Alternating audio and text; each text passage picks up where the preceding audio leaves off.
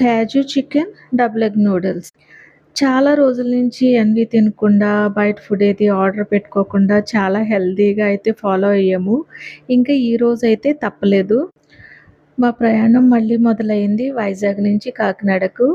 Morning 10:30కి వచ్చి మా husband మమ్మల్ని తీసుకెళ్తానని చెప్పారు.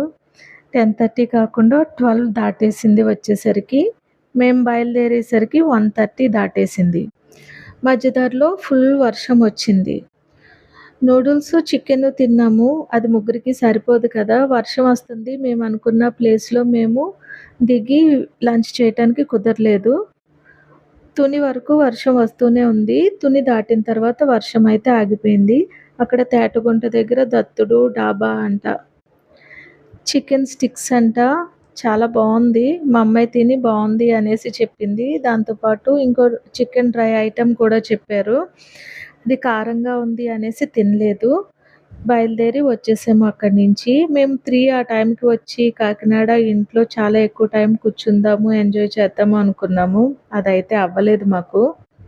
ఇంటికొచ్చిన తర్వాత మధ్యాహ్నం తిన్నదానికి మాకింకా ఆకలి వేయలేదు.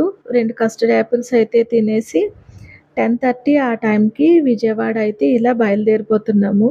రాజమండ్రి దగ్గర నుంచి ఫుల్ వర్షం వస్తూనే ఉంది. విజయవాడ వచ్చేసరికి మాకు 12:30 దాటేసింది. విజయవాడ రైల్వే క్వార్టర్స్‌కొచ్చేసరికి నైట్ 1:30 అయిపోయింది. వైజాగ్ రైల్వే క్వార్టర్స్ అయితే పెద్ద బెడ్‌రూము, కిచెను, డైనింగ్ హాలు అన్నీ ఉంటాయి. ఇక్కడైతే ఓన్లీ ఒక బెడ్‌రూమే ఉంది. మా పాప స్పోర్ట్స్ సర్టిఫికేట్ వెరిఫికేషన్ కోసం రేపు గుంటూరు వెళ్ళాలి. అందుకే వచ్చాం.